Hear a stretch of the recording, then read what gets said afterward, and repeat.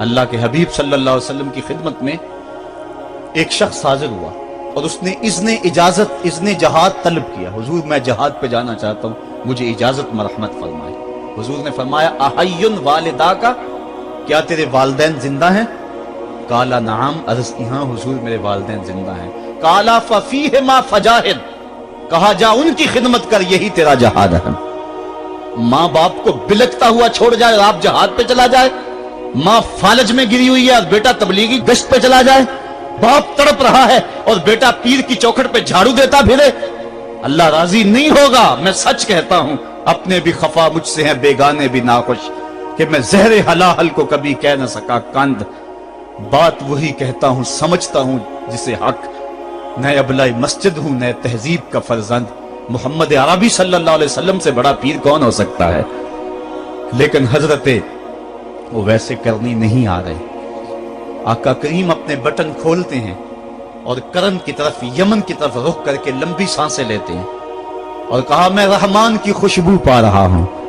ایک دن صحابہ نے پوچھا بندہ نواز جس کے لیے تڑپتے ہو, جس کی ٹھنڈی ہوائیں آپ کو آ رہی ہیں, وہ آپ کا بڑا پیار کرنے والا ہے؟ کہا ہاں میرے سے بڑی محبت کرتا ہے. تو کہا پھر اتنی محبت کرتا ہے تو یمن تو دور نہیں ہے, بلال حبش سے آ گیا, سلمان فارس سے آ گیا, سہیب روم سے آ گیا, اور وہ یہاں یمن سے نہیں آ سکا. فرمایا اس کی بوڑھی اور نابینا ماں ہے جس کی خدمت اس کو نہیں آنے دیتی. اللہ اکبر. اب حضرت اویس کرنی نہیں آئے لیکن خیر التابعین کہلائے. آئے نہیں لیکن حضور ان کی یاد میں تڑپ رہے. اللہ, بلکہ حضور نے فرمایا کہ کوئی جائے اویس بن عامر کو ملے, اور جب ملے تو اس کو کہنا میری امت کی بخشش کی دعا کرے. جو ماں باپ کی خدمت کرتا ہے اس سے ثابت ہوا اس کی دعائیں قبول ہوتی.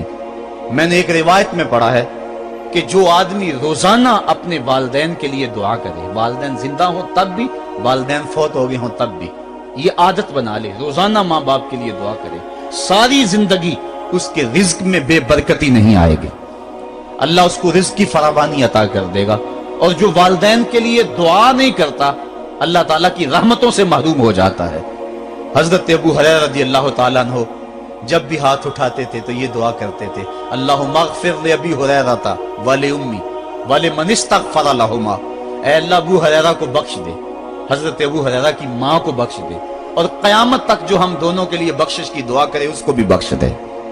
حضرت امام محمد بن سیرین ایک بزرگ ہوئے تابعی, جب بھی دعا کرتے تھے یہ دعا ضرور کرتے تھے, اے اللہ ابو ہریرہ کی بخشش کر دے. کسی نے کہا کہ تمہیں ابو ہریرہ رضی اللہ تعالیٰ نے ان کی ماں سے بڑی ہمدردی ہے. کہا ان سے جو ہمدردی ہونی ہے وہ تو ہونی ہے.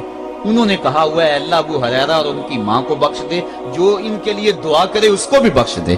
تو میں دعا کر کے اپنی بخشش پکی کر رہا ہوں. تو والدین کے لیے دعا کرنا اللہ کی رحمت کو دعوت دینا ہے. تو فرمایا کہ جاؤ اویس بن عامر کو جانا اور جا کے اس کو میری امت کے لیے دعا کا کہنا. حضرت سیدنا عمر فاروق حضرت علی المرتضیٰ گئے, جا کے ڈھونڈا, تلاش کیا, اویس بن عامر ملے, حضور کا سلام کہا, بس پھوٹ پھوٹ کے رونے لگے. کہا بتاؤ میرے رسول کے لبوں پہ میرا نام کیسے آیا تھا, حضور میرا جب تذکرہ کرتے تھے کیسے کرتے تھے. یہ درد دیکھا تو بولے کہ کیا آپ اتنی محبت رکھتے ہیں تو پھر ملنے کیوں نہیں آئے حضور کو, اتنا جو پیار رکھتے ہیں تو زیارت کرنے کیوں نہیں آئے. تو حضرت اویس کرنی نے بات کے رخ کو بدلا, کہا تم نے میرے رسول کو دیکھا, تم نے میرے رسول کی زیارت کی ہے؟ کہا ہاں ہم تو صبح و شام وہاں رہے ہیں. کہا پھر بتاؤ حضور کے یہ ابرو جڑے ہوئے تھے یا کھلے ہوئے تھے؟ اب دونوں حیران ہو گئے. کہا تم نے تو دیکھا, میں نے تو دیکھا نہیں, تم بتاؤ نا. پھر میں تو گیا نہیں, مجھے کہتے ہو گیا نہیں, تم بتاؤ حضور کے ابرو جڑے ہوئے تھے یا کھلے ہوئے تھے؟ حیران ہیں. کہا حضور آپ ہی بتلائیے. کہا کوئی دور سے دیکھتا تو جڑے ہوئے نظر آتے, قریب آ کے دیکھتا تو کھلے ہوئے نظر آتے. یہ وہ ہے جو ماں کی خدمت کرتا رہا اور حضور کے دربار میں حاضر نہیں ہو سکا, لیکن حاضری اس کی تھی, وہ جہاں بھی تھا وہ نبی کے قرب میں تھا. تو اس لیے ماں باپ کی خدمت اتنا بڑا وظیفہ ہے. حضرت بایزید بستامی کہتے ہیں میں نے حق معاف کروا لی اپنی ماں سے, کہ ماں تیرے حق ادا کروں یا اللہ کے حق ادا کروں, تو مجھے اپنے حق معاف کر دے, میں اللہ سے اپنے حق معاف کروا لیتا ہوں, اپنی اللہ کو راضی کر لیتا ہوں. جنگلوں میں گھومتے رہے, 12 سال بیت گئے. ایک دن دوبارہ آئے, بستام کی سمت سے گزرے, خیال آیا چلو ماں کو سلام کر جاؤں. तहज्जुद का वक्त था, रात का वक्त था, दरवाजे पे खड़े रह गए कि मेरी माँ सोई होगी, मैंने कभी कोई खिदमत नहीं की माँ की, तो अब उठा के तकलीफ क्यों दूं। सारी रात खड़े रहे। जब तहज्जुद का माँ वक्त गुजरा तो नाली से पानी आया, समझ गए कि मेरी माँ तहज्जुद के लिए उठी है। दरवाजे के करीब हो गए, माँ ने हाथ उठा लिया, कहा अल्लाह मेरा बेटा बा यजीद तेरी तलब में निकला हुआ है, मैंने उसे अपने हक माफ कर दिए, तू उसको अपना विसाल अता कर दे। हजरत बा यजीद दरवाजा खटखटाने लगे और माँ के कदमों में लिपट गए और रो के कहने लगे, जिस रब को मैं जंगलों में तलाश करता हूँ वो तो रब मेरी माँ के पास है। तो माँ की दुआओं में अल्लाह की रिजा है। माँ राजी हो जाए तो समझ लो खुदा राजी है। अल्लाह ताला जल्ला शानहू ने इरशाद फरमाया, वक़दा रब्बुका अल्ला ताबुदू इल्ला इय्याहु, तेरे रब ने यह तय कर दिया है कि उसके अलावा किसी की पूजा नहीं करोगे। व बिल वालिदैन इहसाना, और वालिदैन के साथ उसने सुलूक से पेश आओगे। इम्मा यबलुगन्ना इंदकल किबरा अहदुहुमा औ किलाहुमा फला तकुल लहुमा उफ़्फ़िन वला तनहरहुमा, अगर तेरे पास दो या दोनों में से एक बढ़ापे को पहुंच जाए तो फिर उनके सामने तूने उफ भी नहीं कहनी और ना उनको झिड़कना है और उनसे नरम लहजे में बात करनी है। जब माँ बाप जवान हो, बच्चों की जरूरियात पूरी कर रहे हैं, उनके तालीमी अखराजात और उनके मुआशी सारे मामलात दुरुस्त कर रहे हो, तो उस वक्त तो वालिदैन की बच्चे ताजीम करते ही हैं। इम्तिहान उस वक्त शुरू होता है जब माँ बाप बूढ़े हो जाते हैं और चलने फिरने की सख्त भी नहीं रहती, सिर्फ सांस की एक डोरी लटकी रहती है। और जिस तरह बच्चा अपने बदन से मक्खी भी नहीं उड़ा सकता था, अब ये हालत माँ बाप पर आ गई और बच्चे की तरह मिजाज चिड़चिड़ा हो गया। जमाने के हालात बदल गए, लेकिन माँ की पुरानी, बाप की वो पुरानी रवश है, वो उसी अंदाज में उसी डगर में बात करता है। ये आजमाइश के दिन है, ये इम्तिहान के दिन है। अब देखना है वालिदैन की इस वक्त ताज़ीम कौन करता है। फरमाया इम्मा यबलुगन्ना इंदकल किबरा, अगर तेरे पास वो बढ़ापे को पहुंच जाए, दोनों पहुंच जाएं या तेरी खुशकिस्मती कि दोनों में से एक पहुंच जाएं या दोनों पहुंच जाएं, तो फिर उनकी तूने ताज़ीम करनी है। क्या कैसे ताज़ीम करनी है?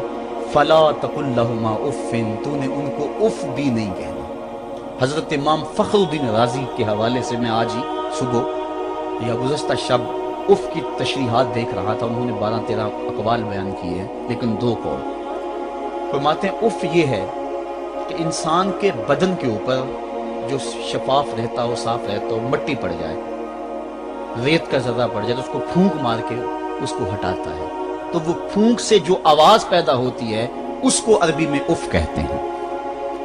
तो फिर उफ हर उस चीज के लिए मनकूल हो गया जो नापसंदीदा है। एक तो कौल ये है कि वालिदैन के सामने इस एहतियात से रहो। दूसरी बात आप फरमाते हैं उफ का मफहूम ये है कि जब माँ बाप बूढ़े हो जाएं तो बोलो बरास चारपाई पे निकल जाता है और इंसान उनको उठा के उनकी खिदमत करता है, सफाई करता है, कपड़े बदलता है। इंसान की तबीयत में जो फितरी नफासत है उसके तहत उसको माँ बाप से जो मकरूह और नापसंदीदा बू आती है उससे वो बचना चाहता है। वो नफरत माँ बाप से नहीं होती, वो नफरत उस बदबू से होती है जो माँ बाप के बदन से या चारपाई से या कपड़ों से उठ रही है। तो बंदा अपने जो है वो नाक पे कपड़ा रख लेता है उस बदबू से बचने के लिए। तो उफ के मफहूम को बयान करते हुए हजरत इमाम राजी कहते हैं कि इंसान को इस बात से भी रोका गया है कि तू अपने नाक पे कपड़ा रख के अगर उनको सफाई कर रहा होगा तो माँ बाप के नाजुक दिल पे कहीं ये बोझ ना आ जाए कि मेरा बेटा मुझसे नफरत कर रहा है। इसलिए वालिदैन की ताजीम का आलम यह है कि तू खुले नाक से उनकी खिदमत करे और वो बदबू सहता रहे और अपने नाक के ऊपर कपड़ा भी न रखे कि तेरे माँ और तेरे बाप के दिल के अंदर इतना खलाल और मलाल भी पैदा ना हो। यह है उफ का जुमरा। हजरत इमाम हसन रदी अल्लाह ताला अन्हु ने सारी जिंदगी अपनी वालिदा हजरत फातिमा ज़हरा के साथ बैठ के खाना नहीं खाया था। एक दिन हजरत सैयदा फातिमा ने फरमाया कि बेटा मेरा जी चाहता है कि मेरे साथ तुम बैठ के खाना खाओ, लेकिन तुमने कभी भी मेरे साथ बैठ के खाना नहीं खाया, क्या वजह है इसकी? हजरत इमाम हसन फरमाने लगे, अर्ज करने लगे, अम्मी मैं इस डर से आपके पास बैठ के खाना नहीं खाता कि कहीं किसी लुकमे की तरफ आपकी नजर बढ़ जाए और मैं अदमे आगही की वजह से अपने हाथ को उस लुकमे के पे डाल लूं और ना जान सकूं कि इस लुकमे को उठाने का इरादा मेरी मां के दिल में पैदा हो चुका है और मैं अल्लाह की रहमतों से महरूम हो जाऊं, इस डर से मैं आपके साथ बैठ के खाना नहीं खाया करूंगा। यानी मां बाप की ताजीम का आलम यह है, उफ तक ना कहो।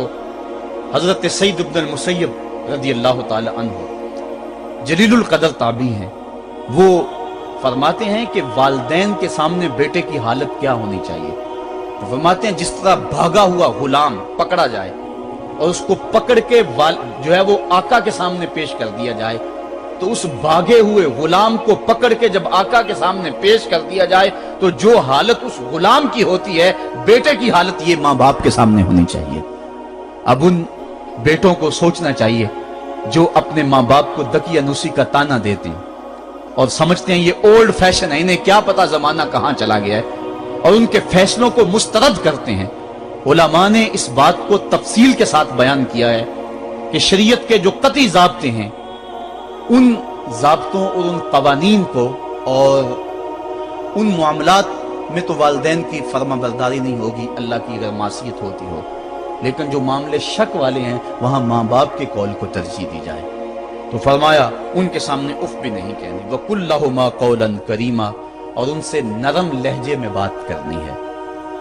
वख्फिद लहुमा जनाह ज़ुल्ल मिनर रहमा, और उनसे बात और उनके लिए अपने बाजू बिछा लेने हैं नरम दिली की वजह से, नरमी की वजह से। जब जानवर जमीन की तरफ रुख करता है, ऊपर से नीचे की तरफ आता है तो अपने परों को सकेड़ लेता है, तो उसके लिए ये लफ्ज बोले जाते हैं वख्फिज लहुमा जनाह।